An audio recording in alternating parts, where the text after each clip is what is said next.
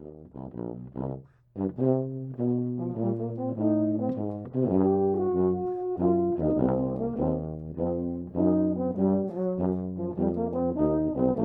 19. On Monday, I decided to get up early to run. I thought it would be easier in the cool part of the day rather than in its final heat, but didn't know if I would sleep as well. Since there was only one way to find out, I was up about dawn, sitting on the side of my bed, contemplating the floor. My legs were sore and complained at the thought of moving. The morning was still cool when I started walking at a brisk pace. There was a slight breeze, and the sun had not come over the mountains in the east. Being up early has its rewards. The sky is usually rose-colored with streaks of gold and turns the landscape various shades of red, pink, and purple. I love that time of day. It's the getting up I hate. I headed towards the highway instead of in the usual direction, looking for a change of scenery. I passed a few vehicles before I cut into an arroyo for an off-pavement run. They waved, and I waved back.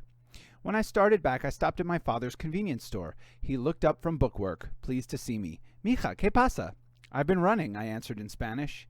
"You're not going to wear those shorts in public." "I already did, Poppy. They're running shorts." "If you were younger, I'd forbid you to wear them." "You did that, as I recall." "Yes, but you snuck them out of the house and wore them anyway." "You know about that?" "I know about a lot of things. I thought it best to leave that alone." "Poppy, how did you quit drinking?" My father never spoke about his out-of-control drinking, and I only knew about it because of things my mom had said. "Your mother told me she wouldn't marry me if I kept drinking like I was, so I was determined to quit. I found if I didn't start, I was okay. It had become more of a habit than anything. I would meet some guys after work, and we drank beer. I usually drank too much. I thought the prospect of going home to your mother was more enticing than hanging out with a bunch of smelly guys, so I gave it up." "You didn't go to AA meetings or anything like that?" "No, mija, but if you need to go, you should do it." "I will." "You'll never get over the pain if you don't face it. You'll stay bewildered and bitter and hurting. I don't want that for you." "I know." I moved to him and hugged myself close against him. After a while, I asked, "Poppy, would you like to have Kevin's truck? If you would, I'll sign the title over to you." "What brings this on, mija?" "It's been sitting for more than a year. I'm never going to use it, and I thought you might like to have it." I had already given the horse and horse trailer to Mitch. "But you might need it." "For?" "I don't know, lots of things. Trucks are useful to have." "That's why I want you to have it. I'll never drive it. If you want to, you could trade it in for something different. Either way, Kevin would be pleased for you to have it. And besides, I want you to." "Well, thank you. I'd love to have it. Won't it upset you if I drive it?" "No, I don't want to. But that doesn't mean you can't. Will you come and get it? Because I'm not going to drive it over here for you. I hope you understand." "I do. Will you come soon? I'm trying to get rid of the last of the things. I didn't mention the bloody clothes that I was still unable to part with.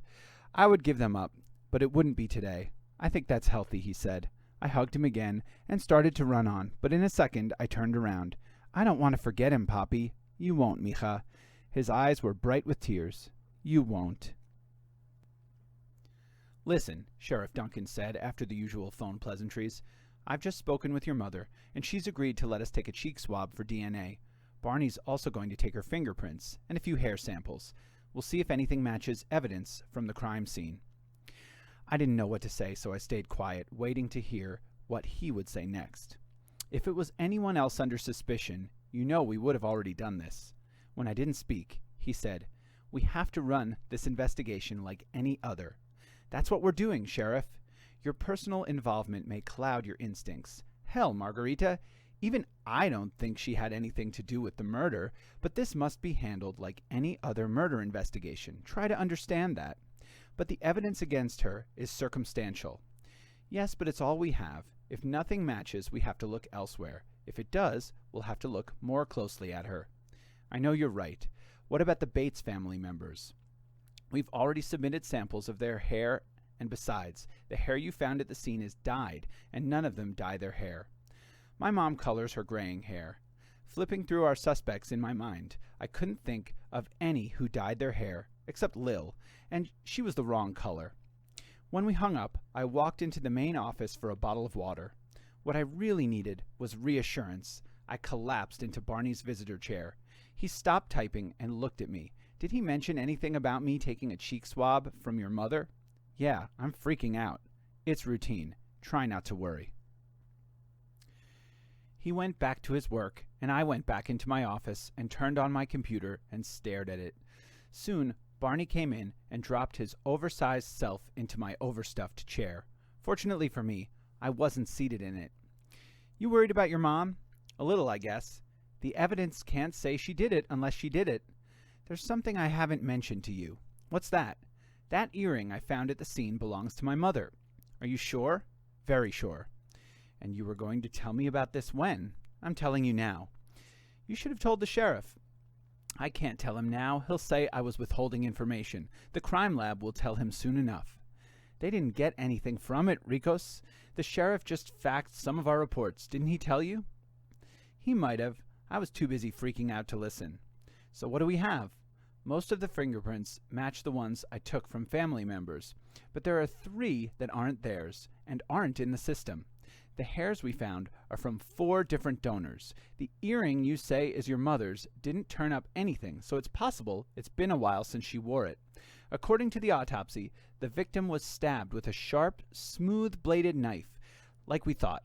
She was healthy, not pregnant, and no recent sex. There were no drugs or alcohol in her bloodstream. What we have so far is nada, just like we had before. So if Mom's hair is there, it's going to look bad for her." "Yes, although she might have a plausible explanation." Barney stood and stretched. "I'm going to go get swabs, fingerprints, and hairs from Sylvia and your mother. I'll be back after that." "Okay. It's going to be all right, Ricos. This is strictly routine." After Barney left, I called Stanner to ask him about the dogs. "They couldn't have been out," he said. "How can you be sure?" Norma never let them out on the weekend. She always loaded them up and took them to run by the creek or along the river. I spoke with her Saturday afternoon, and she said it wouldn't be as much fun without the kids, but she was going anyway. It was a ritual with her. Ever since she got those dogs, she's taken them to run on Saturdays and Sundays. Does it matter about the dogs? I don't know. Roger Locke reported Norma's death and said he had gone to talk to her about them. That can't be right. She only let them out on weekdays when she thought people would be gone, and there'd be less for the dogs to get into. And she was having so many complaints from Locke that she'd almost quit letting them run loose. She nearly always took them somewhere, or she and the kids walked them on a leash. When I interviewed Mr. Locke, he seemed very perturbed about the dogs. "That's old stuff," said Stanner. "Maybe he and Norma got into it about something else, but it wouldn't have been the dogs." "Were the feelings between Norma and Locke so heated that he could have been the one that killed her, in your opinion?" "I don't think so. He was fond of our kids, so no, that doesn't seem likely. I don't believe he would have killed the kid's mother." Her ex said he wouldn't have killed her because she was the mother of his son. Libby Thomas said Stanner wouldn't have killed her because of his youngest daughter, Vicky, and most people agreed. Libby loved Stanner, so she wouldn't have killed Norma either because of Vicky. My mother was concerned about any motherless child. Stanner didn't think Locke would have killed her because of the kids. What was the deal with that? The point was the dogs had not been running loose, as old man Locke said. Even if Norma had set them free at night, they wouldn't have been back in their pen when Barney arrived at the scene of the murder. I wondered if Roger Locke was the last to see Norma Bates alive, or if it had been my mother. After speaking with Stanner, I settled myself in my chair, but I didn't look at the hill. I was afraid I would see Kevin, and I was terrified I would never see him again. When Kevin came home from the roping, I was standing in our kitchen naked. I wasn't even wearing an apron. I pretended to be busy cooking, but my hands were shaking in anticipation. He stopped just inside the house and dropped his new leather chaps on the floor. Then he shut the door without taking his eyes off me. His look so full of lust, it was a wonder my legs held. "Guess it's a good thing Mitch didn't come in with me," he said as he walked towards me. By the time he reached the kitchen, he had left a trail along the floor: boots, socks, jeans, and his denim shirt. "Nice way to greet a man," he said softly, cupping my breasts in his hands. He was standing behind me and laid his face against my neck, nuzzling me. I put my hands over his in a gesture of encouragement, but didn't say a word. We began kissing, and he pinned me against the counter, pressing against me. The hard edge pained my back, and after a few moments, I escaped and ran to the bedroom just ahead of him. After a few minutes of being chased, I landed on the bed. Kevin crawled towards me, laughing softly, his blonde hair falling across his eyes. We were both naked and teasing each other. I laughed and backed up, my legs apart, exposing myself to him. "Oh, baby," he said in a hoarse voice. The next thing I knew, his mouth was on mine. The taste of him familiar and welcome. His lean body pressed against me, and I moved suggestively beneath him. His smell was his alone, a faint mixture of cologne and Kevin, an aphrodisiac. He moved enough to get his hand between us and massaged one hard nipple gently but insistently, groaning when he touched me. I was the one that should have been groaning, but I was breathless with anticipation, unable to make a sound. We'd been teasing each other too long. Every nerve ending was revved, demanding attention. All of them wanted it at once, right now. I ran my hand along his chest, hard with muscle and tanned from riding bare-chested in the sun. "Kevin, Kevin, Kevin," I moaned. "What, baby? Keep touching me. There's no chance in hell I'm going to stop." He leaned back and looked at me, his eyes glittering. "I can't stop, Margarita." He began to gently bite my neck, and I was gone. "Baby, baby," he whispered into my ear. He eased 2 big fingers into me gently, then more insistently. I gasped and wound my legs around him. I brought my hips up against his hand, grinding against it. "Please," I moaned, "please, Kev." He continued to move his fingers, and I wanted to beg some more, but couldn't. Suddenly he raised himself off the bed, lifting me with him, and set me near the edge. I lay back. He looked down at me. His face flushed and his nostrils flared a little. He ran his hands under my bottom and lifted it towards him slowly, making me wait. I licked my lips. He was lifting me towards him, so slowly. "Wake up, Ricos!" Why was Barney there? I woke up so angry I wanted to kill him. It was rare to see Kevin in a dream I wanted to have, and he ruined it. Despair was a crushing weight on my chest, but I was so aroused I suddenly wanted Barney. The temptation was raw, and I could barely resist. Barney was a man, and that was what I wanted. I would wrap my legs around his big frame, and I looked up at him, shocked, speechless by my lust. I'd never seen him so red in the face. "I had to wake you, Ricos. You were making sounds like you were having sex, and anyone might come in our office any time." He turned and left me to my misery. Within a few minutes he was gone. I heard the door shut, and then the start of his explorer.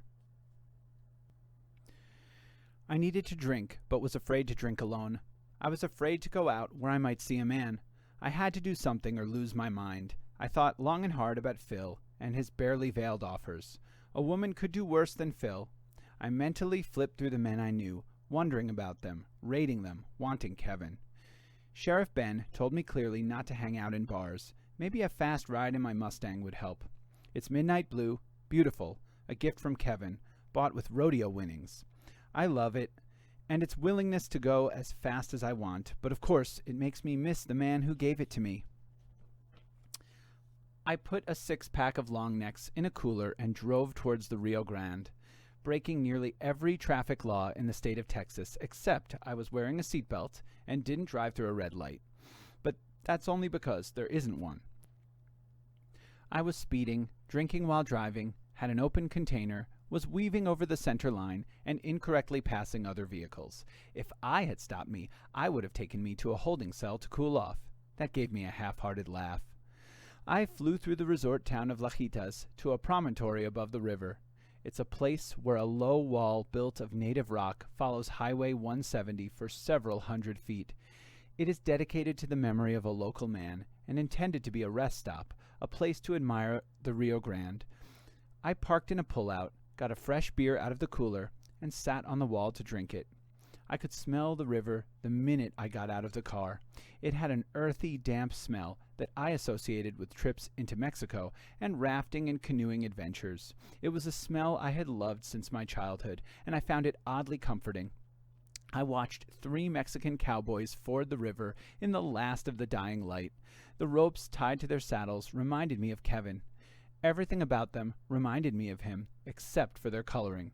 A cowboy is a cowboy, I thought cheerlessly. Soon I was sitting in the dark, which suited me fine. It was bitter if no one saw me drinking or saw me at all. The cowboys tied their horses to low-growing mesquite bushes along the bank and walked up a grassy hill below me. They sat at a table in a picnic area belonging to the resort. It was dimly lit by solar path lights. I knew a lot of guys from the other side, but none of these were familiar. It was a still night, and I could hear everything they said. None of it interested me until they mentioned a dangerous man, Chapo Rodriguez. He was a troublemaker and small-time criminal, well known to Barney and me. Chapo stole his neighbor's goats whenever he wanted to kill and grill one. He shot people's dogs and cats as an act of vengeance and vandalized property. He had served time for stealing building supplies from a construction site more than once. Chapo was a reason we were constantly breaking up bar fights. He hated it that I wouldn't go out with him, and wondered why even after I told him. He was the kind of man to laugh in your face if you called him an asshole, but might shoot you in the back later. Well, that was my opinion, and Barney's. "Did you see those alligator boots?" asked one of the cowboys. "Man, I know those boots cost around $800. With the belt, he must have laid down over $1,000. What do you make of that?" "He said he had a job doing something for some old gringa. Maybe he's fucking her. There's no woman alive would pay Chapo to fuck her, not a woman in her right mind anyway." That was the truest thing I'd heard all day. The men nearly died laughing about it, slapping each other and getting hysterical. "Say, Chico, if Chapo can get 1,000, you could get a hell of a lot more." They were teasing the youngest, best looking of the threesome, and I thought he could get 1,000 if Chapo could get $1. Then another one of them spoke. He said he was buying a new truck, and he put 10,000 down. Shit, that's a lot of damn fucking. Well, maybe he knows to do things you never heard of. Their conversation lapsed into gutter talk. If they'd had any idea a woman was listening, they would have toned it down or quit talking. Mexican men don't talk like that around respectable women. Yes, $10,000 was a lot of money to make having sex, especially for a crass, homely man like Chapo Rodriguez. He was doing something illegal. I would have bet a month's salary on it. Eventually, the men moved on, headed in the direction of the Lajitas trading post. When they disappeared into the darkness, I started my Mustang and drove towards home. I only had 2 beers. I consoled my throbbing conscience on the way. Playing with fire, it reminded me. When I passed La Quiba, I felt as drawn as a moth to a yucca. I drove by, went home, and thankfully slept. I did not have another dream of Kevin.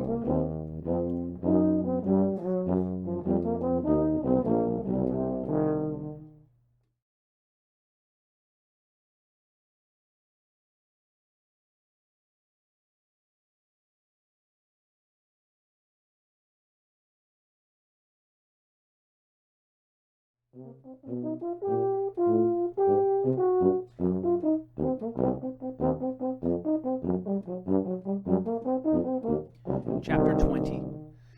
I ran an extra long time the next morning to put off facing Barney.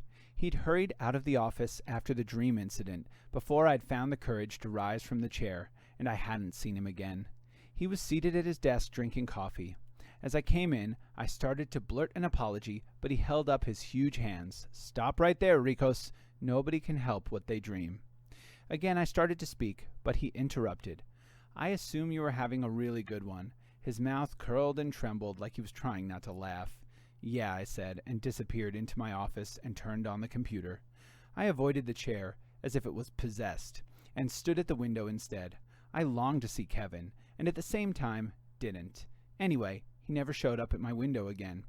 I thought if I slept in the chair once more, maybe I could finish the dream.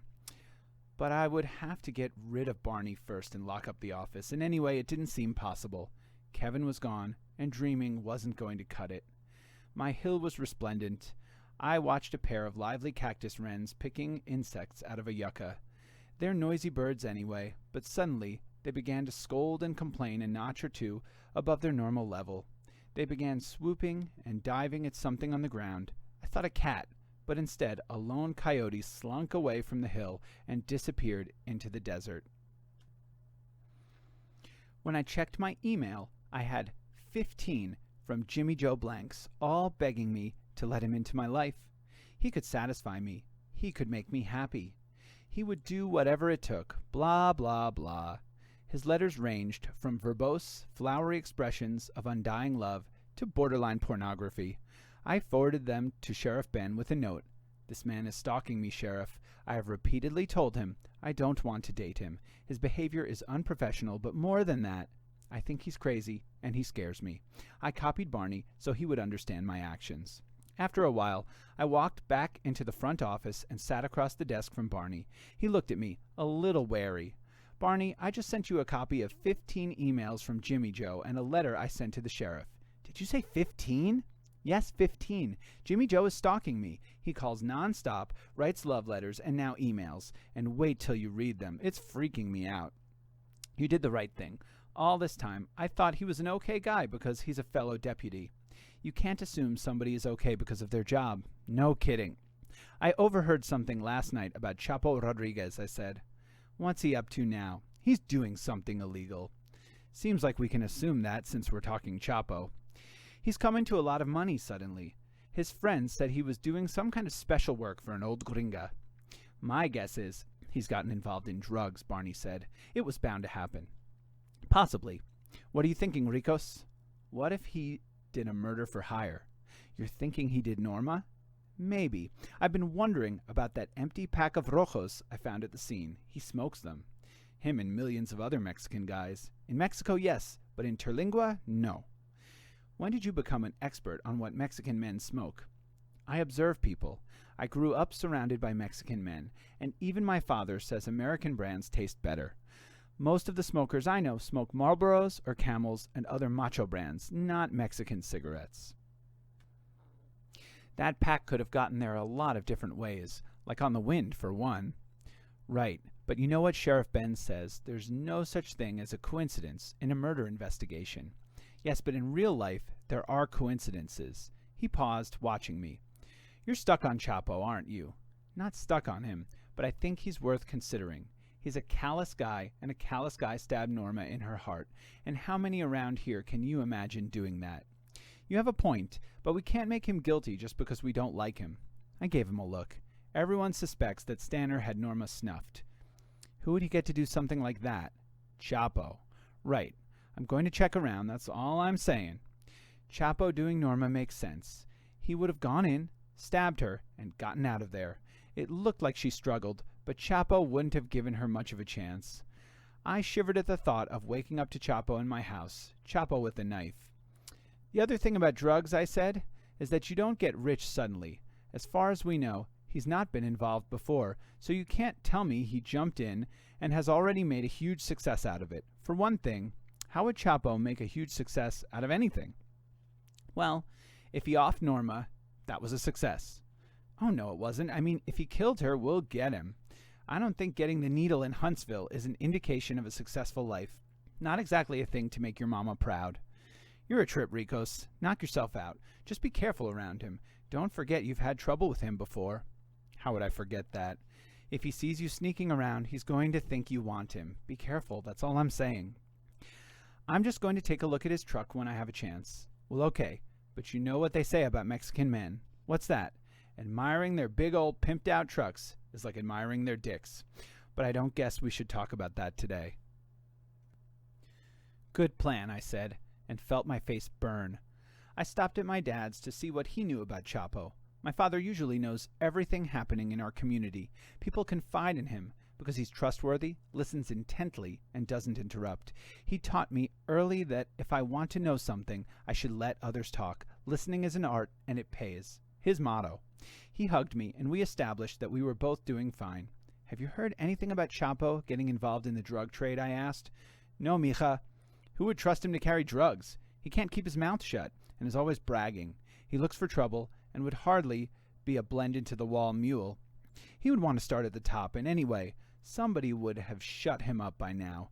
I wouldn't give him a week in the drug business. He paused to study me, and frowned a little. Why are you asking? He's come into money, and I was just wondering about it, that's all. I figure he's doing something illegal, and I'd like to know what. You should stay away from him. I plan to. Didn't you already have some personal problems with him? Yes, don't worry. You tell me not to worry, and then you wear shorts like you had on yesterday. Chapo Rodriguez is the best reason I can think of not to dress like that, mija. Okay, Poppy, I get it. There's no point to arguing with my father. It would only annoy both of us, and he always wins. You look very nice in your uniform, properly covered. I'll wear it day and night. He gave me a look that made me change the subject. Who do you know that smokes rojos? His answer was, Chapo. Most guys smoke American brands, but he likes rojos. He's asked me to carry them in my store, but I can't. Anyway, even if I could get them, it wouldn't be worth it for one man who isn't dependable. What do rojos have to do with anything? I'm just thinking, Poppy. When I have something more concrete, I'll tell you. Right now, I don't know much. Just remember what I told you. Right. Listen and don't talk. Talking is trouble. He paused, frowning. So are those shorts. I thought how much I loved my quiet, intelligent father. He had only a 5th grade education, but had taught himself more things than most people would learn in a lifetime. The only thing that really stumped him was English, and my mother. I hugged him again and told him to have a good day. Don't wear those shorts again, he called after me. I drove by the Big Bend Motor Inn Cafe, where Chapo worked as a dishwasher and sometimes as a cook's assistant. He was the biggest reason I never ate there. Sitting next to the building where employees usually park was a new red King Cab Ford truck. It had to be his. It was large and showy and had a serape draped over the seat and at least one saint hung on a chain from the rearview mirror. Most of the Mexicans I know drive like crazy people and expect their saints to protect them. I pulled in behind the truck and wrote down the tag number and the name of the dealer, Odessa Ford in Odessa, Texas. My cell phone rang. When I answered, the sheriff said, I want you to know that I just called Jimmy Joe Blanks into my office. He's so delusional, he thinks you're only a few steps away from marrying him. I don't even want to talk to him. The point of my call is to tell you I fired him. I agree that he's stalking you. But just because he lost his job doesn't mean he'll quit, so I want you to be careful. If you have one speck of trouble from him, call me or get Barney involved. Is that clear? Yes, Sheriff, thank you. Then I took a deep breath and went inside the store/restaurant to purchase a bottle of water. To the cashier, I said loudly, Whose red truck is out there? Is it yours? She looked totally not like the big red truck type and gave me a look that said I must be nuts. Yes, lady, if you only knew. Chapo spoke marginal English, but he'd heard red truck and stepped into view. I could see him from the corner of my eye. I felt sure I was going to regret this. I think you're talking about Chapo's truck, the cashier said. Oh, well, it sure is beautiful. I was counting in my head. 1, 2, 3, 4, and before I reached 5, Chapo stepped through the swinging door from the kitchen. Es mi troca, he said, without smiling or saying hello. Yes, I already knew it was his truck. I tried to smile. Chapo is short and stocky, slightly taller than me, but much heavier, with a barrel chest and the beginning of a beer gut. He has a pock-marked face and is light-skinned with black eyes that dart like a feral creature.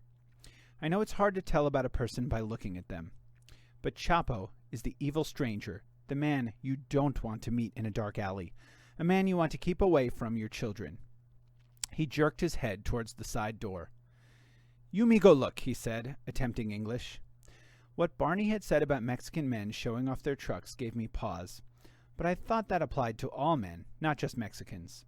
Anyway, the thought made me not want to go. Chapo held a soda can in one hand, while the fingers of the other sensually touched the vehicle as he spoke about it. I tried to seem interested. It's beautiful, Chapo, I said after a while in Spanish, but I couldn't afford a truck like this on my pay. I work side jobs, he said with a shrug. Could you get me some work? He puffed out his chest. You wouldn't want to do the things I do. Without doubt. I looked off at the mountains until I realized that Chapo was looking at me. You're much more beautiful than this truck, and your lines make a man... What is your side job? I interrupted. Oh, nothing interesting. Then he crumpled the soda can and threw it to the ground. I gotta go back to work. I'll take you for a ride sometime, he said over his shoulder when he got to the door. Not in this lifetime. When he was gone, I picked up the can and put it into an evidence bag. I knew several things. One was exactly where he'd bought the truck. Also, he said he had gotten a reduced interest rate because he'd made a large down payment and even told me it had been $10,000. I also knew that whatever he was doing in his spare time was something dark, but I would have assumed that. I decided to get some clarification from Roger Lockey about the dogs and the real reason he had gone to see Norma. Maybe he was having an affair with her, but the autopsy had shown no recent sex. Maybe that's what the fight was about. Can an old man even do sex? Get your head away from sex, said the one sane woman who tries to live in my head. The road to Lockey's took me past the Bates house. As I approached, I saw there was a truck in the driveway, and as I got closer, I could see it was not just any truck. It was the small blue Ford Ranger pickup that belongs to my father. I pulled into the driveway behind it and sat gripping the steering wheel, stunned. Were both of my parents involved in the murder of Norma Bates? Was my father the killer and my mother covering for him? Or was it the other way around? My head was a jumble of scenarios, none of them good, and none of them complimentary to my parents. How could they have had anything to do with it? I was raised by these people. There was no sign of a human. The police tape we had strung over the doors and windows was mostly gone, or sagging and blowing in the slight breeze. There wasn't any over the door, and no way to tell if it had been removed by a person or the persistent winds that blow most nights. Surely neither of my parents would remove tape from a crime scene, but that paled in the face of murder. I was so freaked out looking at my father's familiar truck next to that cramped, hot, stinking house that I nearly called Barney. I reined in my galloping imagination and told myself that my parents had not become raving, murdering lunatics, but one of them might have made a terrible mistake. I was forced out of the Explorer, thinking about my friend Austin and how, in his eyes, I was one of the superheroes. My heart was beating too fast, my stomach felt queasy, and my legs appeared to be commanded by someone else's will. Hardly a superhero response. I was nearly to the porch when I heard sobbing. For one horrible, fear-filled moment, I thought it would be Norma's ghost waiting for me. I rounded the house, my heart full of dread. Sitting at the edge of the porch was my mother. "Mom?" When she looked up, an expression of horror passed over her tear-streaked face. "Go away." "Mom, what's going on? Why are you crying?" I jumped up next to her. "How did you know I was here?" She looked frightened, as if I'd found her by using my fearsome psychic powers. "Mom, what are you doing here?" She looked off at the mountains to the west, or in that direction anyway. "I've done a terrible thing, Margarita." Those words made my heart stop its galloping. In fact, it stopped altogether. I don't know how I found the strength to do it. I felt like a pile of jello. But I put my hand on her arm. She began to cry again and leaned against me. I put my arms around her, and she sobbed against my cheek, as if her heart was broken. I began to cry too, and I wasn't even sure what we were crying about. A terrible thing.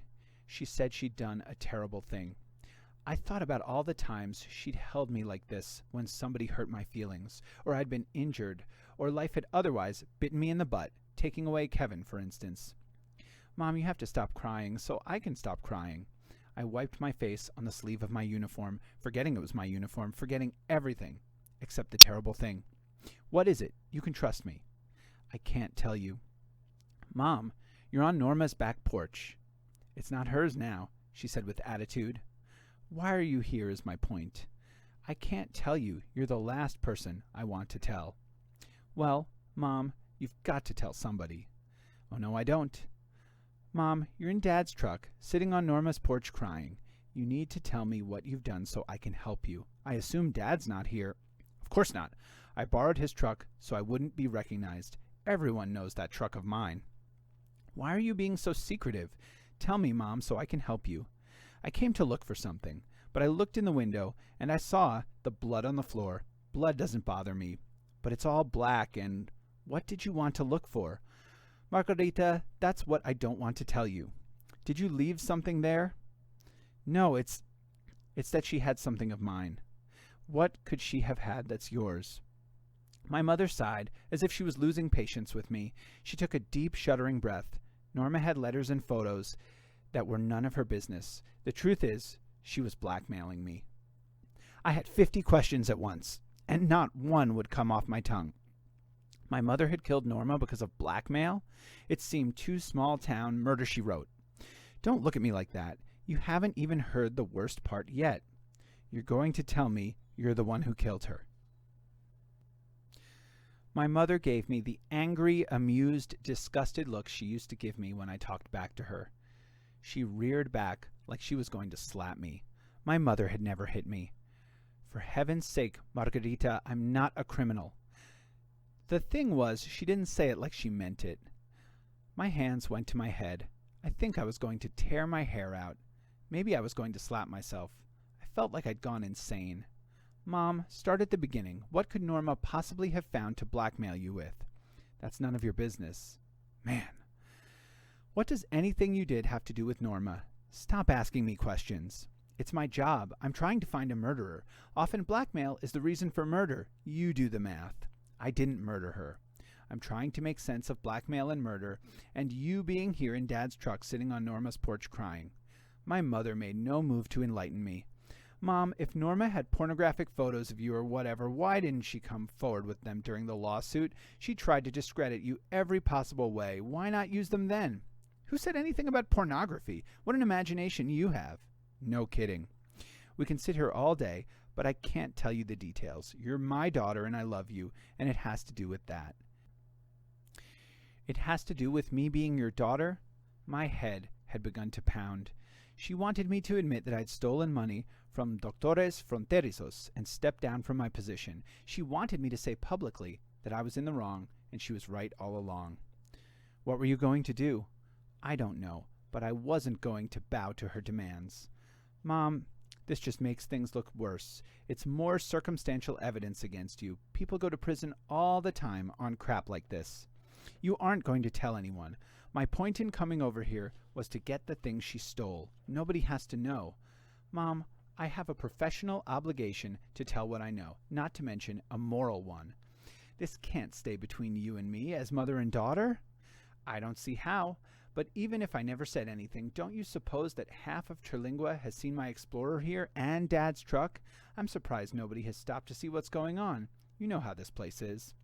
I don't want everyone to know about this. Mom, would you tell Barney? You say you can't tell me. Would you tell him? He would just tell you. How am I going to save you if you won't tell me what's going on? You'll have to let me fry, I guess. It's a lethal injection now, but it still isn't pleasant. Mom, I can't stand by and let you get the needle for something you didn't do. I would try to help you, even if you were guilty. My life isn't your responsibility. Arguing with her was like arguing with my father. I went back to the office and relayed all the facts to Barney. We sat quietly for a minute, pondering what to do next, until the phone rang. Barney answered it, and for a long time he listened, looking shocked and glancing at me occasionally. What? I mouthed, but he only shook his head. Okay, he said. Yes, I'll explain it to her. There won't be any problems. When he got off the phone, he cleared his throat. That was the sheriff. The lab says the hair is a match for your mother's. I couldn't speak. My mind was racing. I stood, unable to be still. There are plausible explanations for how it could have gotten there, Ricos. Besides her having gone there, as the murderer, I mean. I interrupted. It could have come in on me when I entered the crime scene. Yes, it could have. The sheriff said that too. Barney hesitated. He has to get a warrant to search your mom's house and yard. It's routine when crime scene DNA matches. He says it's nothing to worry about and hopes you won't. He's calling your mom now to explain it to her. Are you and I going to execute the warrant? No, you're too closely tied to the suspect. He's bringing it down tomorrow with a deputy from Alpine, and the three of us will do it. It'll be nothing, Ricos. Don't look so worried. I'm not worried. I know my mom is innocent. I didn't know any such thing, and I was really starting to sweat. That evening I ran, ate a good dinner, and didn't drink. It seemed like running took me to another place, the way alcohol had, but with positive side effects. Sleep came easier. I cried less, and the bloody clothes stayed in the drawer. I knew they were there, but I didn't hold them. I woke with a panicky pounding heart and thought a light had been shining on me. I was naked, but my Beretta was tucked under the pillow. He was a lot more protection than a nightgown. I got up and peered out the window into the darkness, but didn't see anything. When I lay back down, I thought about Chapo and how dangerous he was. He was the type to sneak around in the dark or watch a woman sleeping. Had he been the one in my house before? I locked my house so anyone breaking in would have to make a lot of noise. Before, I'd blamed Mandy's rapist. Barney had thought it was a drunk stumbling into the wrong house. I thought we'd both been wrong. It had likely been Chapo Rodriguez.